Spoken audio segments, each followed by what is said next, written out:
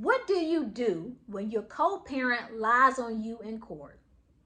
Okay, listen, let me just say that it's likely that this may happen. So just be prepared for it, expect it.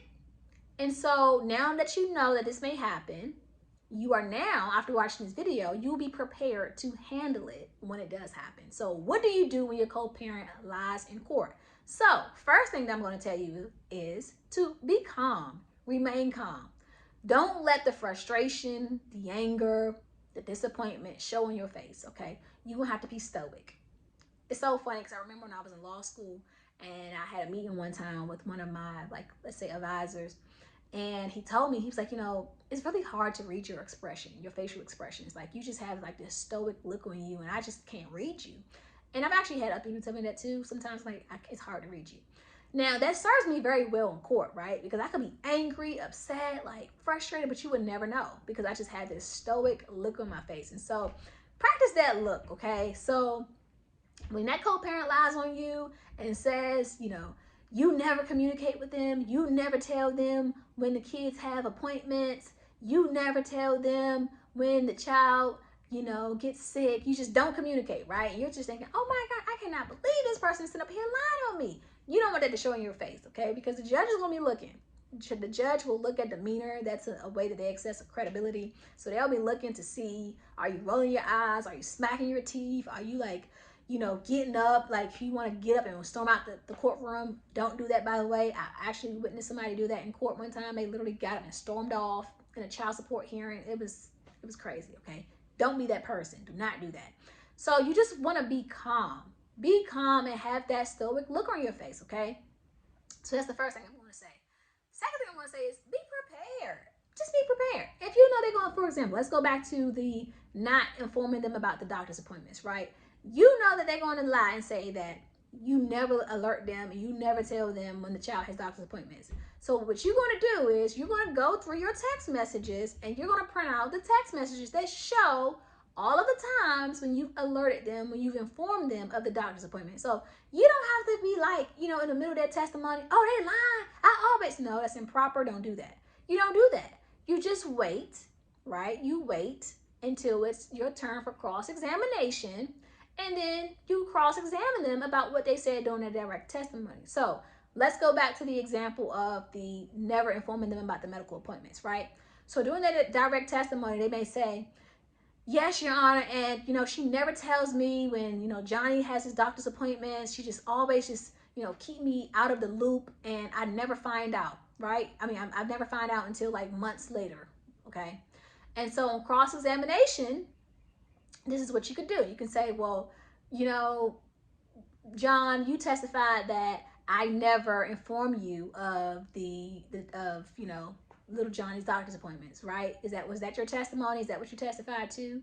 And he has to say yes, right? Because he just said it. Okay, well, do you recall me sending you a message on August 21st, 2022 when I informed you of Johnny's doctor's appointment that day?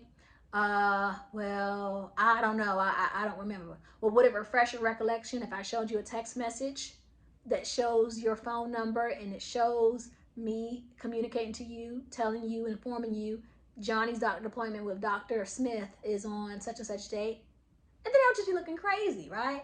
And so you just have to make sure that you have your documents, your receipts, right? Is that what they say nowadays? Have your receipts ready to show, to prove that this person is lying, right?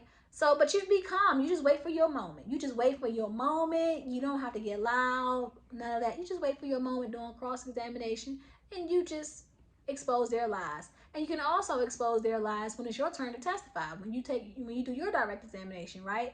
And so when you work with your attorney's going to make sure that you properly, you know, prepare and have all the necessary exhibits to contradict, to expose the lie of what your spouse says, right? And so I know that this is something that people get frustrated about because they come to me and tell me all the time, this person just lied, and the judge believed them. The judge believed them. Now, some things you may not have evidence for, right? You may not have exhibits for. It may just be he say, she say. And so in those situations, you can't really do anything about that, right? You only can control the controllables. So don't stress yourself out. Don't get so just like frustrated and just upset that the judge believed that person because they were very charismatic and they lied, it is what it is, right? The only thing that you can do going forward is just keep a better, just try to, document things and just keep a better record. That way, if you find yourself back in court later on, whether it's on a motion to modify or contempt action,